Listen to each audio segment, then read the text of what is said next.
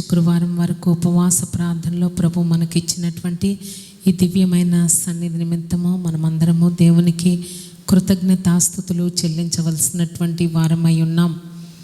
మరి మనందరి కుటుంబాలను ప్రభువు తన మహాకృప చేత కనికరించి కాపాడి ఆయురారోగ్యములు దయచేసినందుకు దేవునికి మనం ఎంతగానో కృతజ్ఞతాస్తుతులు చెల్లించవలసినటువంటి వారమై ఉన్నాం. అయితే మనందరి జీవితాలలో అనేకమైన కార్యాలు నెరవేర్చబడాలి అంటే స్వస్థతలు కానీ ఆశీర్వాదాలు కానీ ఏ ఏరియాలో మన లైఫ్లో మనకు కావలసిన కూడా దేవుని యొక్క సూపర్ న్యాచురల్ ప్రొవిజన్ మనకు ఎంతో అవసరమై ఉన్నది. అయితే దేవుని సప్లై ఎప్పుడూ కూడా తక్కువ కాలేదు, కానీ అది ఓవర్ఫ్లో అయ్యి నిరంతరము మన వ్యక్తిగత జీవితాల్లోనూ కుటుంబాలలోనూ సంఘాలలోనూ ప్రవహిస్తూ ఉందనేటటువంటి విషయాన్ని మనము గుర్తించవలసినటువంటి వారమై ఉన్నాం. అయితే మనందరికీ కూడా బాగా తెలిసినటువంటి ఫెమిలియర్ టెక్స్ట్ ఏంటంటే యోహాను సువార్త 5వ అధ్యాయం అనగానే మనకి బెతెస్దా కోనేరు అనేటటువంటి విషయం మనం జ్ఞాపకానికి వస్తుంది. అయితే ఈ బెతెస్దా కోనేరు ప్రభు అయినటువంటి యేసు క్రీస్తు సిలువ వేయబడి మరణించి పునరుత్థానుడై ఆరోహణమైన తర్వాత ఆ యొక్క బెతెస్దా కోనేటిలోనికి వెళ్ళి ఎవరైనా స్వస్థపరచబడ్డారన్న రికార్డు ఎక్కడా కూడా బైబిల్లో వ్రాయబడి ఉండలేదు. అయితే చాలా స్పిరిచువల్ రెల్మ్లో చాలా చేంజెస్ జరిగినటువంటి విషయాన్ని మనం ఇక్కడ చూస్తాం. అయితే ఆ బెతెస్దా కోనేరు స్పెసిఫిక్గా కొంతకాలం మాత్రమే అది సస్టైన్ అయినటువంటి విషయాన్ని మనము జ్ఞాపకం చేసుకోవాలి. అంటే ఆ బెతెస్దా కోనేటిలో స్వస్థతలు సీజనల్గా కొంతకాలం మట్టుకే జరిగినటువంటి విషయాన్ని మనం ఇక్కడ జ్ఞాపకం చేసుకుంటాం. అయితే ఆ పర్టిక్యులర్ బెతెస్దా కోనేరు ప్రభు అయినటువంటి యేసు క్రీస్తు ఆరోహణమైన తర్వాత ఏం జరిగింది అంటే ఇంకా జరిగేది ఏమీ లేదు, కానీ అది ఎండిపోయినటువంటి విషయాన్ని మనము ఆలోచించుకోవాల్సినటువంటి వారమై ఉన్నాం. అయితే ప్రభు అయినటువంటి యేసు క్రీస్తుకు తన ప్రజలైనటువంటి వారిని ఆయన వైపు ఫోకస్ ఉంచుకోవాలని ఆయన నిర్దేశించినటువంటి విషయాన్ని మనం చూస్తాం. అయితే ఈ బెతెస్దా కోనేటిలో జరిగినటువంటి కార్యం ఏంటంటే ఒక దేవుని అక్కడ అనేక మంది రోగులు ఆ మంటపం దగ్గర ఉన్నారన్నటువంటి విషయం మనకు తెలుసు.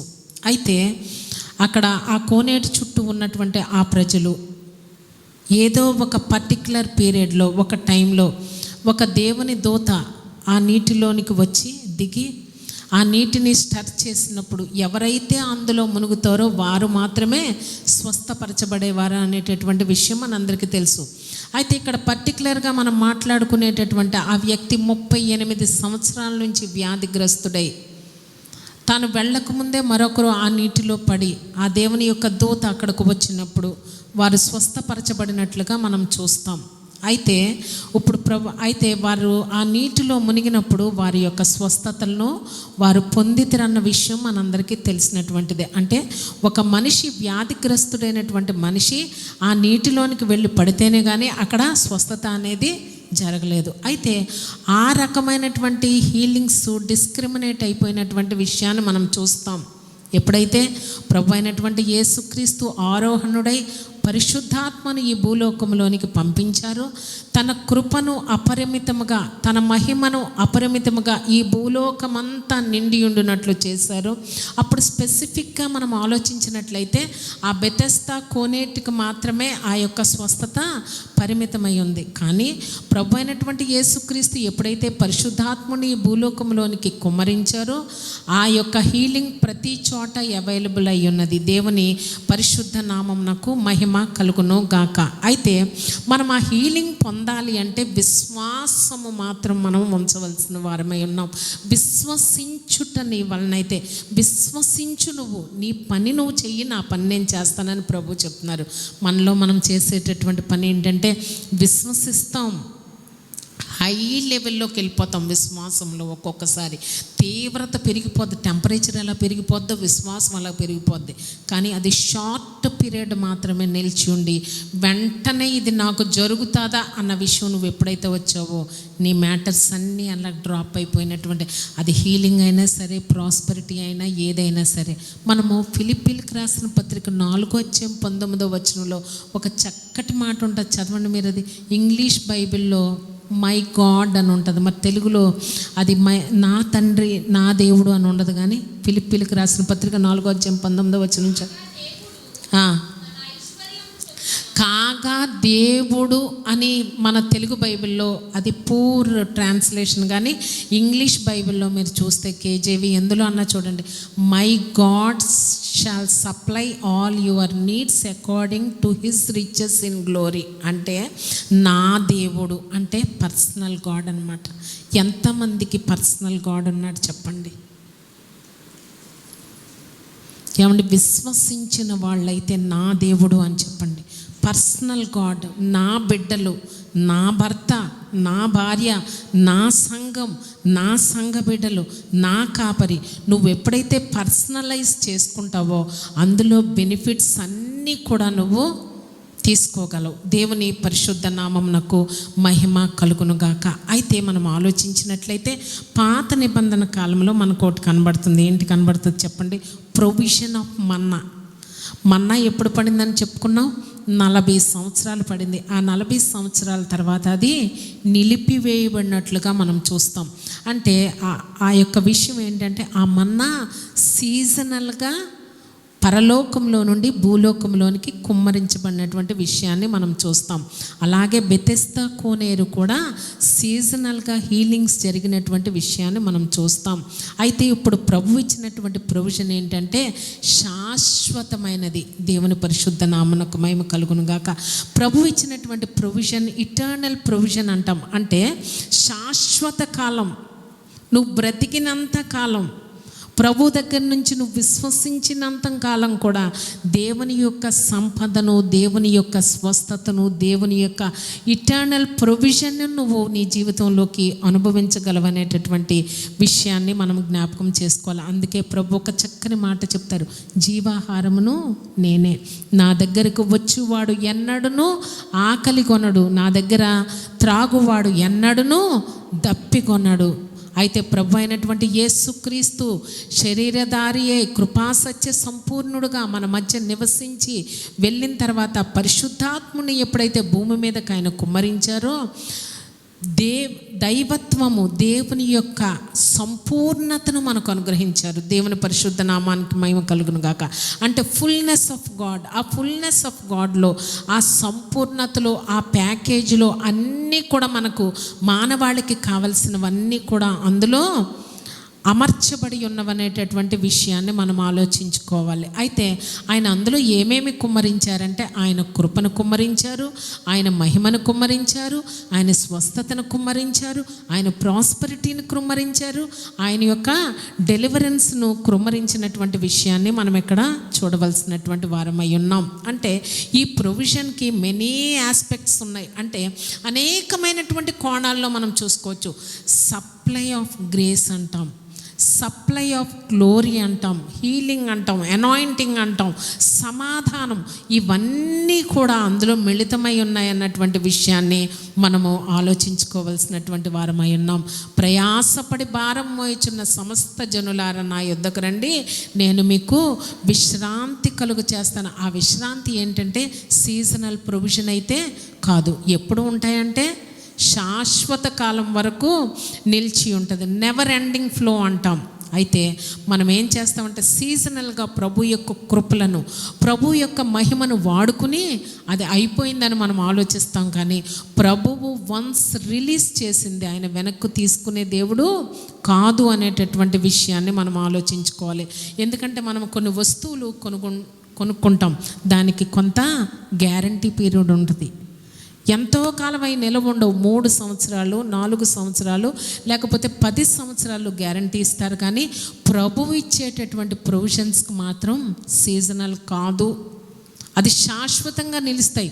నీకు ఎప్పుడు కావలిస్తే అప్పుడు వాటిని నువ్వు అనుభవించవచ్చు. ఎందుకంటే వాగ్దానాలు, అమూల్యమైన వాగ్దానాలు, మాట తప్పేటటువంటి దేవుడు కాదు. అవి మనకిచ్చారు అంటే అవి అబ్రహాము వాడుకున్నారు, మోషే వాడుకున్నారు, దావీదు వాడుకున్నారు, నువ్వు నేను కూడా వాడుకోవడానికి, ఆ నిబంధనకు సంబంధమైనటువంటి ఆ వాగ్దానాలు మనం వాడుకోవడానికి మనం రైట్ కలిగినటువంటి వారమై ఉన్నాం.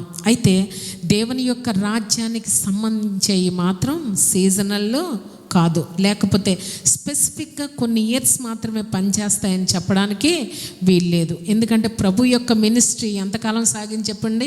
శరీరధారి అయి ఎర్త్లీ మినిస్ట్రీ ఎంతకాలం? 3 సంవత్సరాల 4 నెలలు, లేకపోతే 3.5 సంవత్సరాలను మనం రౌండ్ ఫిగర్ తీసుకుని మాట్లాడినట్లయితే 3.5 సంవత్సరాలు మాత్రమే దేవుని యొక్క ఎర్త్లీ మినిస్ట్రీ జరిగి ఉంటే ఆగిపోయిందా? 3.5 సంవత్సరాలు ఈనాటి వరకు సాగుతుంది. వాళ్ళు నేను ఇక్కడ వాక్యం ఎందుకు చెప్తున్నాను, మీరు వాక్యం ఎందుకు కూర్చుని విన్నారు అంటే దేవుని యొక్క మినిస్ట్రీ ఇంకా జరుగుతూనే ఉంది. కొంత పార్ట్ మాత్రం అప్పుడు జరిగింది, కానీ ఇప్పుడు మాత్రం ఇంకా కంటిన్యూ. అది లిమిటెడ్ కాదు, అన్లిమిటెడ్. ఎందుకంటే ప్రభు అయినటువంటి యేసుక్రీస్తు ముఖ్యమైనటువంటి మూలరాయి. అపోస్తలులందరూ ఆ పునాది మీద కట్టబడి ఉన్నారు. అయితే ప్రభువు పాత నిబంధన కాలంలో మనం చూచినట్లయితే మేఘస్తంభము, అగ్నిస్తంభముగా ఉన్నట్లుగా మనం చూస్తాం. ఈ దినాల్లో పరిశుద్ధాత్ముని యొక్క సంచారము ప్రతి గృహంలోనూ, వ్యక్తిగత జీవితంలోనూ, నివాసం ఉంటూ సంఘములోను, కుటుంబాల్లోనూ, బిడ్డల్లోనూ, అన్ని చోట్ల ఆయన యొక్క పరిశుద్ధాత్ముని సంచారం జరుగుతున్నదన్న విషయం మనం జ్ఞాపకం చేసుకోవాలి. ఆయనే జీవము, ఆయనలో మరణము లేదు. ఆయన జీవము వలననే మనము జీవము కలిగి చలించుచున్నాము. దేవుని పరిశుద్ధ నామమునకు మహిమ కలుగునుగాక. యేసు నామం, యేసు ప్రభు భూలోకంలో సంచారం చేసినప్పుడు ఆయన ప్రతి వ్యాధిని ముట్టి స్వస్థపరిచినట్లుగా మనం చూస్తాం. చనిపోయిన వారిని లేపినటువంటి విషయాన్ని మనం చూస్తాం. అయితే యేసు ప్రభు ఆరోహణమై వెళ్ళిపోయిన తర్వాత ఆయన పరిశుద్ధాత్మని భూలోకంలో డిపాజిట్ చేసి ఇప్పుడు మనకి ఏమనుగ్రహించారంటే యేసు నామము మనకు అనుగ్రహించారు. ఆ యేసు ప్రభుకి ఎంత శక్తి, బలము, పవరు, అథారిటీ ఉందో యేసు నామానికి కూడా అంతే శక్తి, అంతే బలము, అంతే పవరు, అంతే అథారిటీ ఈ భూలో. కనుక నువ్వేం చేయొచ్చంట? ఆ యేసు యొక్క నామాన్ని వాడుకోవచ్చు. దేవుని పరిశుద్ధ నామమునకు మహిమ కలుగును గాక. ఆ యేసు యొక్క రక్తాన్ని మనం వాడుకొని సమస్త విధములైనటువంటి శోధల నుంచి, బాధల నుంచి, కష్టాల నుంచి, ఇరుకు ఇబ్బందుల్లోంచి మనము విడిపింపబడగలమనేటటువంటి విషయాన్ని మనం ఆలోచించుకోవాలి. అంటే ఇది కాన్స్టెంట్ ప్రొవిజన్ ఫర్ ఎవ్రీథింగ్. అంటే ప్రతి సమస్యకు కూడా ఇది కాన్స్టెంట్గా ఉండే ప్రొవిజన్, కానీ సీజనల్గా వచ్చిపోయేటటువంటిది కాదు. మనం ఆలోచించినట్లయితే ఋతువులు వస్తూ పోతూ ఉంటాయి. సూర్యుడు ఉదయిస్తూ ఉంటాడు, అస్తమిస్తూ ఉంటాడు. తర్వాత నక్షత్రాలు వస్తాయి, అవి మళ్ళీ వెళ్ళిపోతాయి. అలాగే వర్షం వస్తుంది, వర్షం పోతుంది, తుఫాను వస్తుంది, తుఫాను పోతుంది. సీజనల్గా సీజన్స్ మారుతూ ఉంటాయి, ఆ సీజనల్ ఫ్రూట్స్ మారుతూ ఉంటాయి. కానీ దేవుని యొక్క వాగ్దానం కానీ, దేవుని యొక్క ప్రొవిజన్ కానీ ఎన్నటికీ మారదు. దేవుని పరిశుద్ధ నామమునకు మహిమ కలుగునుగాక. అయితే మనం దాని కొరకు ఏం చేయాలి అంటే, ప్రభువు యొక్క ప్రొవిజన్స్ మన జీవితంలో మనకి కావాలి అంటే మనము స్పేస్ని క్రియేట్ చేసుకోవాలి. దేవుని పరిశుద్ధ నామమునకు మహిమ కలుగునుగాక. క్రియేట్ చేసుకోవడం అంటే ఏం చెప్పు? నీకు నువ్వు సృష్టించుకోవాలి, నీకు నువ్వు ఎంప్టీ చేసేసుకో.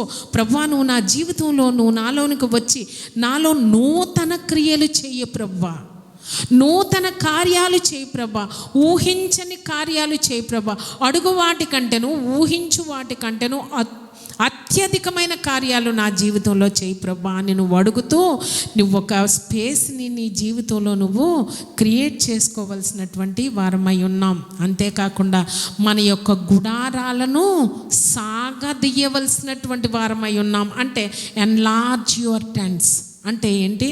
ఇక్కడ ఉన్నావు, ఇక్కడతో నువ్వు సరిపెట్టుకోవద్దు.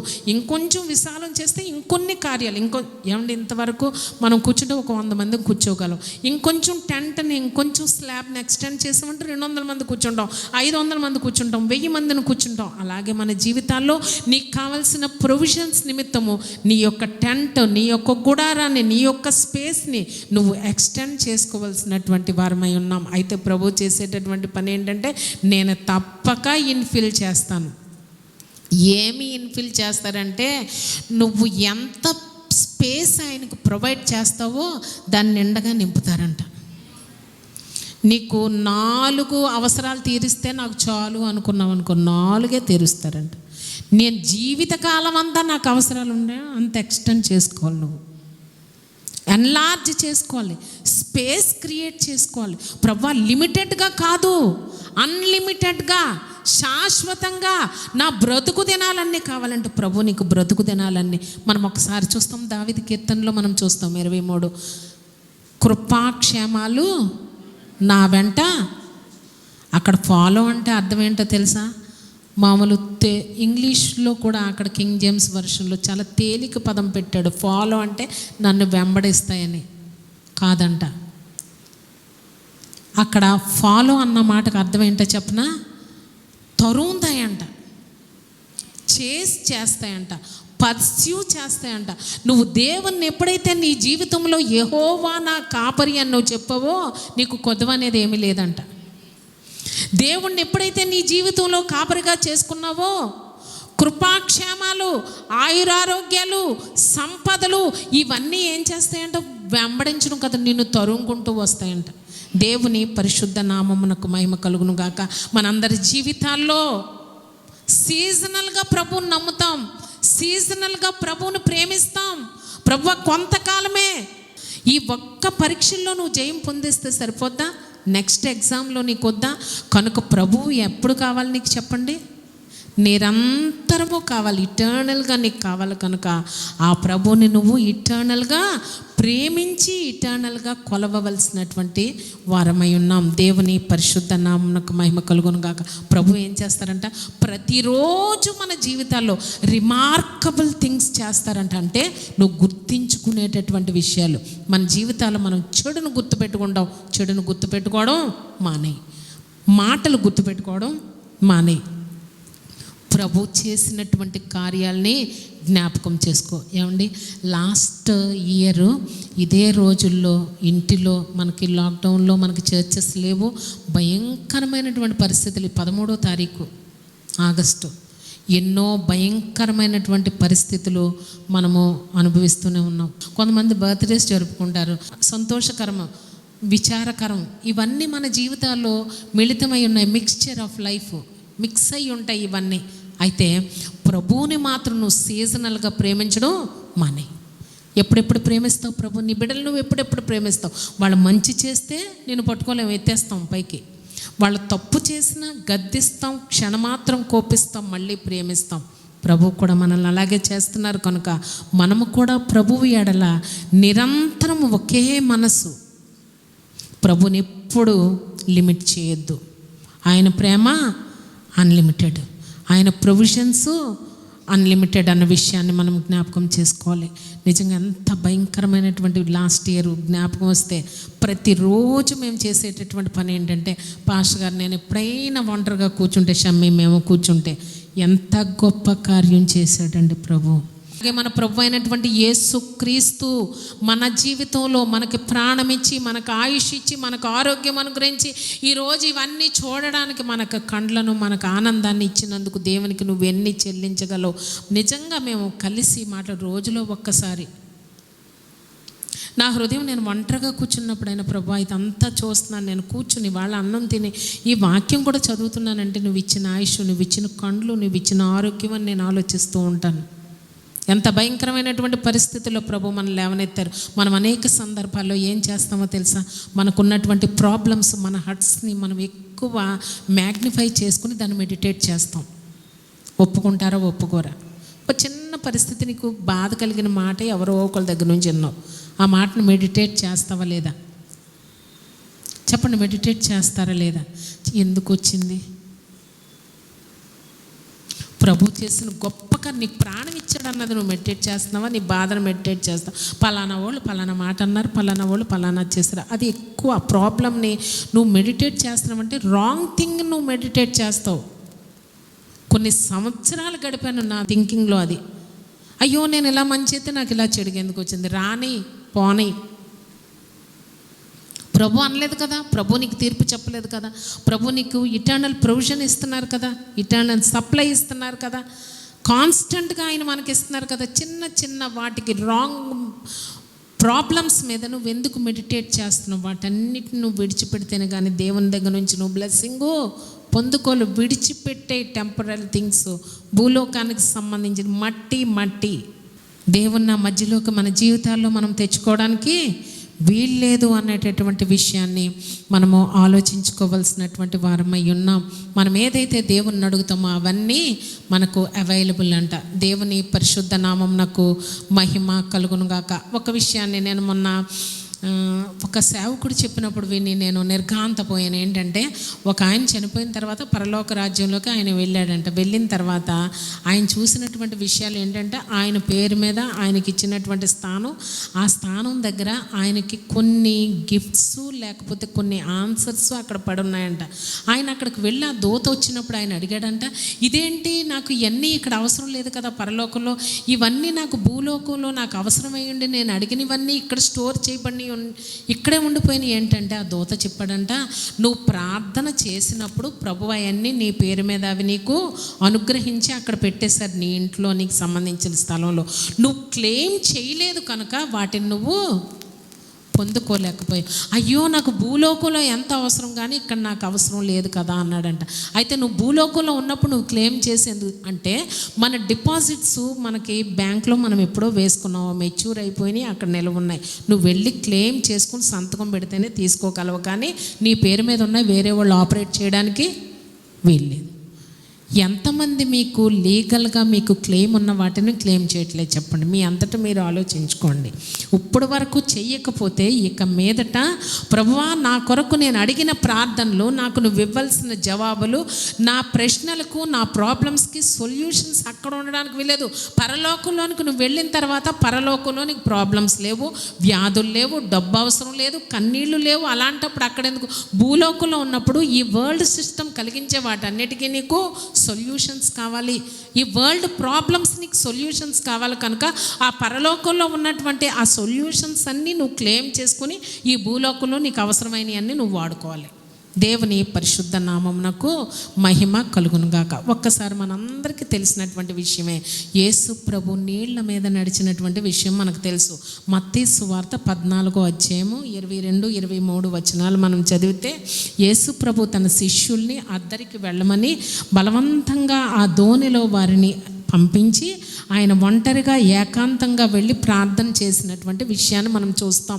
28వ వచనంలోనికి మనం వెళ్తే అక్కడ పేతురు ఒక చక్కటి మాట అడుగుతాడు, ప్రభువా నువ్వు నీళ్ల మీద నడుస్తున్నావు. ఒక విషయాన్ని నేను మీకు తెలియజేస్తాను. ఏవి దేవుని యొక్క శిష్యుల్ని, ప్రభు యొక్క శిష్యుల్ని భయాందోళనకు గురి చేసినాయి ఒకసారి చెప్పండి? గాలి. ఆ గాలి వలన నీళ్ళు అల్లకల్లోలం అయిపోయి ఆ పడవలోకి కొట్టుచున్నటువంటి విషయాన్ని మనం అక్కడ చూస్తాం. అంతే కదా, గాలి వల్ల జరిగే పని. పడవ అటు ఇటు కొట్టుకున్నప్పుడు నీరు కూడా లేచి రెండూ జరుగుతాయి కనుక నీరు వచ్చి ఆ పడవలోకుంటే మేము నశించిపోతున్నామని భయాందోళన కలిగినటువంటి విషయాన్ని మనం చూస్తాం. అటువంటి అప్పుడు ప్రభు ఏం చేస్తున్నారంట, ఏ నీరైతే శిష్యుల్ని కిల్ చేయాలని శిష్యుల్ని భయపెడుతుందో అదే నీటి మీద ప్రభు ఏం చేస్తున్నారంట, నడుస్తూ వెళ్తున్నటువంటి విషయాన్ని మనం చూస్తాం. అప్పుడు ఈ బోట్లో అందరితో పాటు పేతురు కూడా 12 మంది శిష్యులతో ఆయన ఉన్నప్పుడు పేతురు ఒక చక్కటి మాట అడుగుతాడు. 28వ వచనం చూడండి, ప్రభువా నీవే అయితే నీళ్ల మీద నడిచి నీ యొద్దకు వచ్చుటకు నాకు సెలవిమ్మని ఆయనతో అనగా. అంటే ఆయన ఏమని అడిగాడంట, నువ్వే అయితే ప్రభువా నువ్వే అయితే నన్ను కూడా ఆ నీళ్ళ మీద నడవడానికి నువ్వు సెలవిమ్మని అడిగాడు. అప్పుడు ప్రభు ఏం చెప్పారంట, రమ్మనగానే కమ్మని పిలిచారంట. అంటే పేతురు ఏమని అడిగాడంటే, అది నువ్వే అయితే నీకెంత శక్తి ఉందో అంత శక్తితో నేను నీళ్ల మీద నడిచేటట్లు నాకు ఆథరైజేషన్ ఇవ్వమని అడిగినటువంటి విషయాన్ని మనం చూస్తాం. దేవుని పరిశుద్ధ నామమునకు మహిమ కలుగునుగాక. ఆథరైజ్ మీ అంటే నువ్వు ఏ అధికారం చేత, ఏ శక్తి చేత మమ్మల్ని ముంచి మమ్మల్ని చంపాలనుకున్న ఆ నీటికి మేము భయపడుతున్నామో ఆ నీటి మీద నువ్వు నడుస్తున్నావు కనుక ఆ నీటి మీద నేను నడుచుటకు నువ్వు సెలవిమ్మని అడగగా ప్రభు ఏం చెప్పారంట? రమ్మనగానే. అంటే నా ఆథరైజేషను, నా పవర్ ఆఫ్ అటర్నీ నీకు ఇస్తున్నాను. దేవుని పరిశుద్ధ నామమునకు మహిమ కలుగునుగాక. ఏ వాటర్ అయితే వాళ్ళని, ఏ నీళ్ళైతే వారికి భయాందోళన కల్పించి వారికి భయాందోళన కలిగిస్తున్నాయో అదే నీటి మీద, అదే సిచ్యుయేషన్ మీద, అదే ప్రాబ్లం మీద ప్రభు అయినటువంటి యేసుక్రీస్తు నడుచుచున్నటువంటి విషయాన్ని మనం చూస్తాం. అయితే ఏ ప్రాబ్లం అయితే నీకు భయాందోళన కలిగిస్తుందో, ఏ సిక్నెస్ అయితే నీకు భయాందోళన కలిగిస్తుందో, ఏ డెట్స్, ఏ యొక్క అప్పులైతే నీకు భయాందోళన కలిగిస్తున్నాయో వాటి మీద నడిచే శక్తి నీకు ఉందా లేదా? ఎలా ఉంది? నా ప్రభువు మహిమలో ప్రతి అవసరతను తీరుస్తారు. అంటే అప్పుల మీద మనకు అధికారం ఉందా లేదా? ఆర్థిక ఇబ్బందుల మీద నువ్వు నడవగలవా లేదా? నడవగలవు. ఎందుకంటే ప్రభు నీకు ఆథరైజేషన్ ఇచ్చారు. అప్పుడు ఈయన ఏం చేశాడంటే, పేతురు ఏం చేశాడంట? ఆ బోట్లో ఉన్న శిష్యులందరూ బయటకు వచ్చారా లేదా? రాలేదు. పేతురు ఒక్కడు మాత్రం బయటకు వచ్చాడు. బయటకు వచ్చి ఏం చేశాడు? నీటి మీద నడువసాగెను. నీ ప్రాబ్లం మీద నువ్వు నడువసాగుతావు. ఇప్పుడు వాక్యం వెంటనే ఇమీడియట్గా నువ్వు తీసుకుంటావు. ఏంటంటే ప్రభువుకి ఎంత శక్తి ఉందో యేసు నామానికి అంతే శక్తి ఉంది, యేసు రక్తానికి అంతే శక్తి ఉందని నువ్వు నమ్ముతావు కనుక నేను కూడా ఆపరేట్ చేయగలను. వెంటనే నీ విశ్వాసాన్ని నువ్వు రిలీజ్ చేస్తావు. పేతురు నడిచాడా లేదా? ఎన్ని అడుగులేసి ఉంటాడు? ప్రభు మీద ఫోకస్ ఉన్నంతసేపు నడిచాడంట. ఒక్కసారి ఏం చేశాడంట? అమ్మో ఆ గాలేంటి, ఈ నీళ్ళేంటి అన్నాడంట. ఏమైపోయాడంట? మన పరిస్థితులు అంతే. వాక్యం వింటావు, ఫెయిత్ రిలీజ్ చేస్తావు, సూపర్ న్యాచురల్ ఆపరేషన్ నీకు జరుగుతుంది. సూపర్ న్యాచురల్గా ఆపరేట్ చేయడానికి నువ్వు ప్రయత్నిస్తావు, నడుస్తావు, స్టెప్ వేస్తావు, బోట్లోంచి బయటకు వస్తావు, ఒక స్టెప్ ఆఫ్ ఫెయిత్ విశ్వసిస్తావు, 4 అడుగులు వేస్తావు. వాళ్ళకి జరిగింది నాకు జరుగుతుందా? అసలు నాకు జరుగుతుందా? గతంలో ఇలాగే మనం అనుకున్నాం కానీ మనకు జరగలేదు కదా.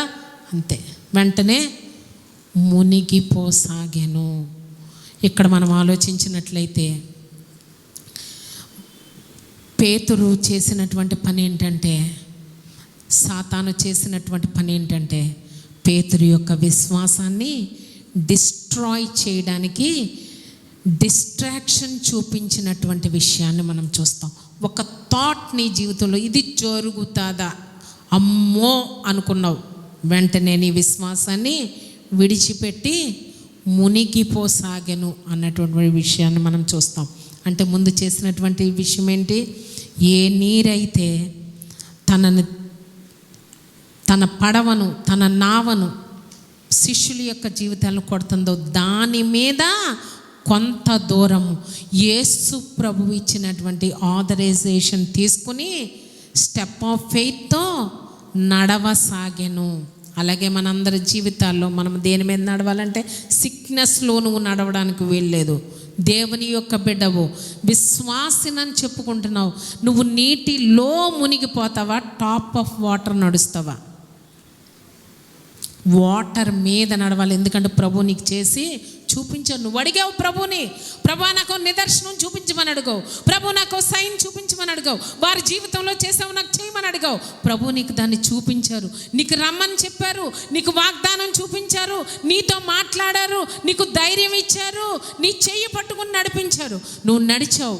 ఎంతవరకు అంటే నీకు విశ్వాసాన్ని ఉన్నంత వరకు నడిచావు. షార్ట్ పీరియడ్లో నీ విశ్వాసాన్ని నువ్వు కోల్పోయావు కనుక మునిగిపోసాగావు. ఎవరు తప్పు? ఎవరి తప్పు? నా తప్పు. ఎవరికి వాళ్ళు చెప్పుకోండి. ఎవరు అవిశ్వాసలేదు. ప్రభు ఒక చక్కటి మాట అంటాడు చూడండి అక్కడ, అల్ప విశ్వాసి ఎందుకు సందేహపడ్డావు? నీ కొరకు నేను గొప్ప గొప్ప కార్యాలు చేస్తానని చెప్పాను కదా. నీతో మాట్లాడాను, వాక్యం ద్వారా మాట్లాడాను, సేవకుల ద్వారా మాట్లాడాను. అల్ప విశ్వాసి ఎందుకు సందేహపడ్డావు? ఎంతమందికి ప్రభు ఇచ్చిన వాగ్దానాల మీద సందేహం ఉందో అబద్ధం ఆడకుండా చేతులెత్తండి.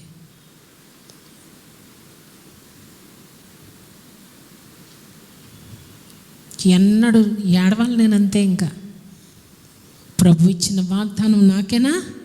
నీకు ఇచ్చాడు ప్రభు, నీకు ఇచ్చాడు. ఎందుకు అల్ప విశ్వాసి? నాతో ఉన్నావు, నాతో పాలు పంచుకుంటున్నావు, నాతో సంస్కారంలో ఉన్నావు, ప్రతి మీటింగ్లోనూ ఉన్నావు, నీ కష్టాలు వచ్చినప్పుడు నాతో పంచుకున్నావు, నీ సమస్తాన్ని విడిచిపెట్టి నన్ను వెంబడించావు. ఎందుకు సందేహపడుచున్నావు? అల్ప విశ్వాసి. ప్రభు ఈరోజు మనందరితో మాట్లాడుతున్నారు. ఎవరైతే సందేహపడుతున్నారో, కొన్ని ప్రాబ్లమ్స్ కొరకు ప్రభు దగ్గర మీరు విన్నవించారు, ప్రభు మీకు జవాబు ఆల్రెడీ ఇచ్చారు. నీ ప్లేస్లో అవి ఉన్నాయి, నీ ప్లేస్లో అవి పెట్టబడి ఉన్నాయి, ఆన్సర్స్ వచ్చేసి ఉన్నాయి. కానీ నువ్వు వెళ్ళి క్లెయిమ్ చేసుకోవట్లేదు. క్లెయిమ్ చేసుకోవడం నీకు రావట్లేదు, వాడుకోవడం నీకు రావట్లేదు. కనుక నీ పేరు మీద ఉన్నాయి. నీ పేరు అది ఎవరికి ఇవ్వడంట ప్రభు? అది నీ పేరు. గవర్నమెంట్ ఎప్పుడైనా నా పేరు మీద ఉన్న ఇల్లు నీ పేరు మీద రాసేస్తారా? నేను వ్రాస్తేనే కానీ, మరణం అయితే పర్వాలేదు కానీ మరణం కాకపోతే నా పేరు మీద ఉన్నది నేను రాస్తేనే కానీ నా కడుపును పుట్టిన కుమారునికే వర్తించదు. నీ పేరు మీద ప్రభు డిస్పాచ్ చేసినటువంటి బ్లెస్సింగ్స్ అన్నీ నీ పేరు మీదే ఉన్నాయి. ఇక్కడ మనం ఆలోచించినట్లయితే పేతురు, ఒకసారి చూడండి, పేతురు మునిగిపో సాగెను. ఒక్క నిమిషం. పేతురు ఏం చేశాడంట? మునిగిపోసాగను. ఎందుకంటే తన ఫోకస్ ప్రక్కన పెట్టాడు. ప్రభువుని చూడడం మానేసి ప్రక్కన ఎప్పుడైతే చూశాడో, గాలిని చూశాడో, నీటిని చూశాడో, నీ ప్రాబ్లమ్స్ నువ్వు చూస్తున్నావు. ప్రభు వైపే చూసి నెవర్ గివ్ అప్ అని చెప్తాను నేను. ఏది ఏమైనా నేను నిన్నే నమ్ముతాను ప్రభు. యోబు ఒక చక్కని మాట చెప్తాడు, నువ్వు చంపినను నేను నీ యందు నమ్మిక ఉంచుతున్నాను. Even though you slay me yet will I trust in you. ఇంగ్లీష్లో ఎంత చక్కని మాట అవుతుంది. నువ్వు నన్ను చంపినను నేను మాత్రం నిన్ను నమ్మడం మానను. నువ్వేం చేస్తావు? 4 అడుగులు వేసావు, ఒకసారి నీటిని చూసావు, ఆ ప్రాబ్లంను చూసావు, ఆ మాటలు చూసావు, వెంటనే విశ్వాసాన్ని విడిచిపెట్టి, ఆ ఫెయిత్ని విడిచిపెట్టి మునిగి పోసాగను. ఈరోజు ప్రభు మనందరితో మాట్లాడుతున్నారు. ప్రభు నీకు ఏదన్నా మాట ఇచ్చినా, ప్రభు నీతో మాట్లాడినా, వాక్యం ద్వారా మాట్లాడినా, దైవ సేవకుల ద్వారా నీతో మాట్లాడినా, ఆ మాటను పట్టుకో. నువ్వు కొట్టుకొని పోతావు.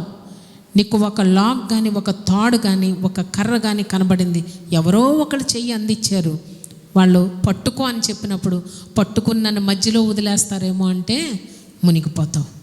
పట్టుకుని నెవర్ గివ్ అప్. పట్టుకో ఆ తాడు, వాళ్ళు నేను ఒడ్డుకు చేరుస్తారని విశ్వసించు, నువ్వు ఖచ్చితంగా ఒడ్డుకు వచ్చేస్తావు. దేవుని పరిశుద్ధ నామం నాకు మహిమ కలుగును గాక.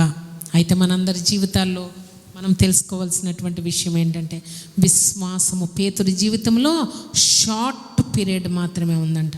అలాగే నీ విశ్వాసం ఎంతకాలం నీ దగ్గర నిల్వ ఉంటుందో ఆలోచన చేసుకో.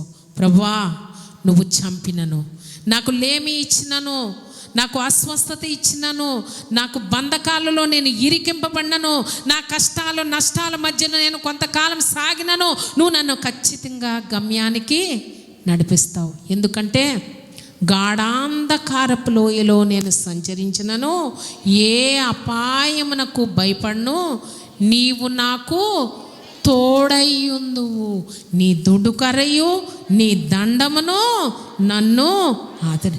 నీ వాగ్దానాలు ఉన్నాయి, నీ మాటలు ఉన్నాయి. నేను వర్డ్ బేస్డ్ బిలీవర్ని అని చెప్పాలి. ట్రెడిషనల్గా వస్తున్నావా నువ్వు? దేవుని మాటను నమ్మి నువ్వు వస్తున్నావా?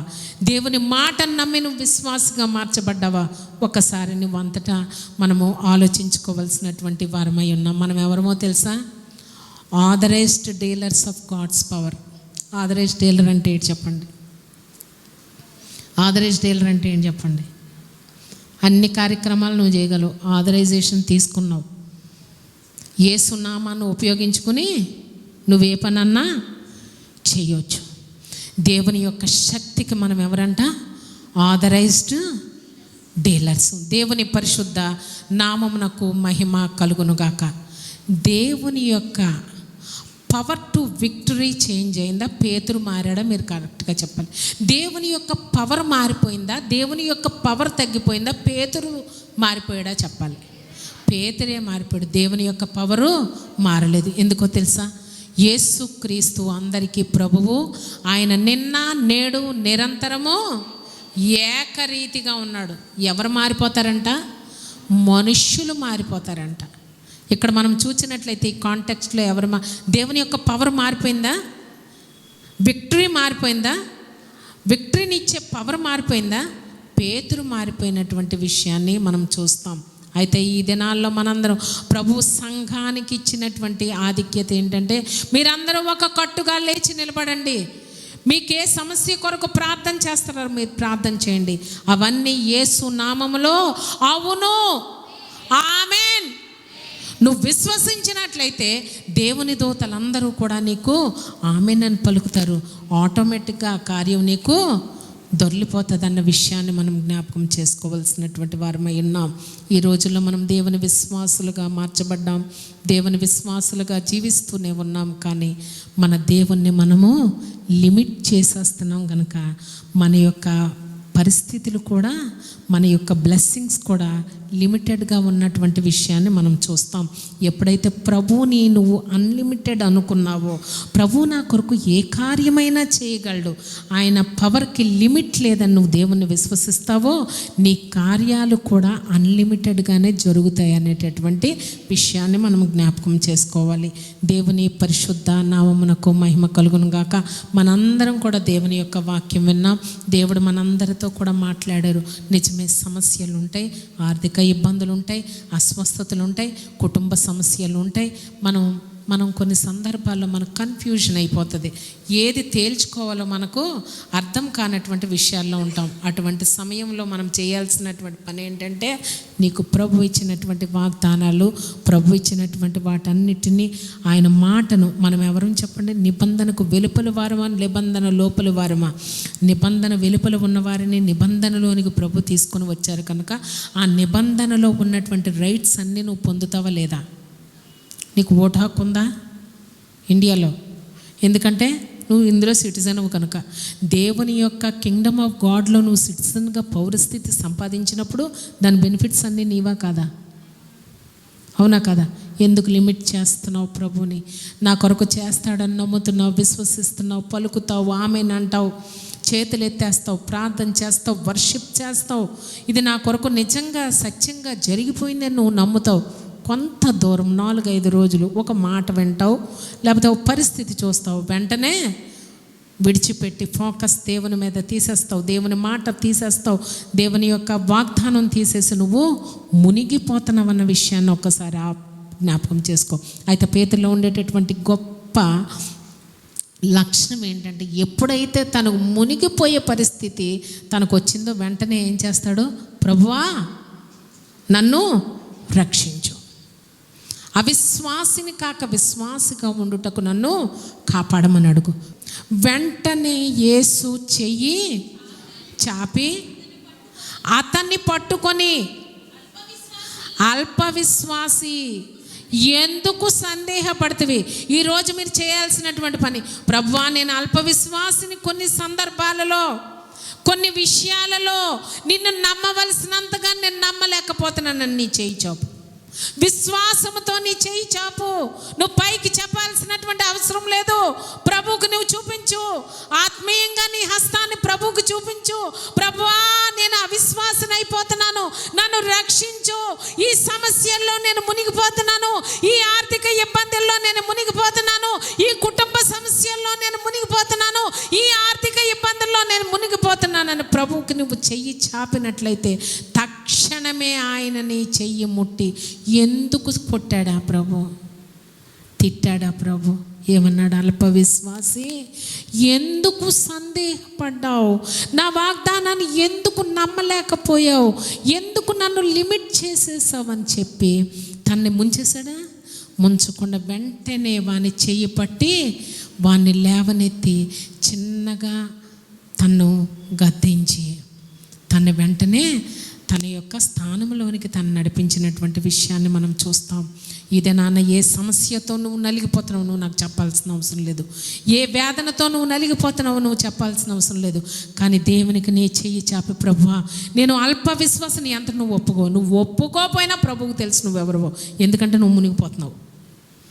నువ్వు ఇంకా నిర్భయంగా, ఇంకా భయం లేకుండా, ఇంకా పర్వాలేదులే అంటే ఏమైపోతావు చెప్పు? నెమ్మదిగా మునగడం అంటే నీళ్ళల్లోకి బహుశా నీళ్ళ మీద నడిచినంతసేపు పేతురు నడిచాడు.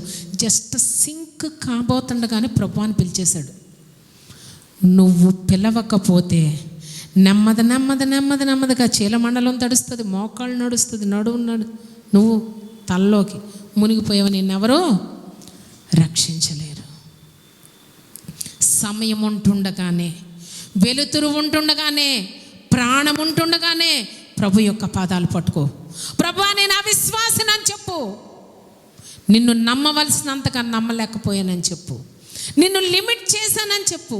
విశ్వాసంతో అడుగు పెట్టాను కానీ ఎన్నో అడుగులు నేను వేయలేకపోయాను.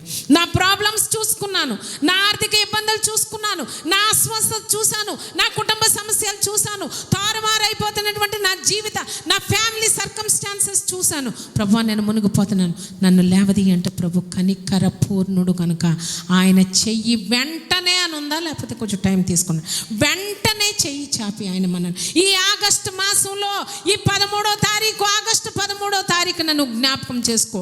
నువ్వు ఎప్పుడు ప్రభు దగ్గర నువ్వు సబ్మిట్ అయితే ప్రభు వెంటనే నీ చేయి పట్టుకుని నిన్ను ఆయన పైకి లేవనెత్తి నిన్ను ఎక్కడ పెట్టాలో ఆయన నిన్ను అక్కడ పెడతాడు. సురక్షితమైనటువంటి ప్రాంతాలు, సంతోషమైనటువంటి శుభకార్యాలను గృహాల్లో చేసి, శుభకరమైనటువంటి ఆనవాళ్ళు చూపించి, శుభకరమైనటువంటి ప్రయాణం చేయించి, శుభకరమైనటువంటి స్థానంలో నిన్ను ఆయన నిలవబెడతారు. అటువంటి ధన్యకరమైన జీవితం ఆ పరిశుద్ధాత్ముడు మన అందరి కుటుంబాలకు అనుగ్రహించునుగాక. Amen, amen, amen.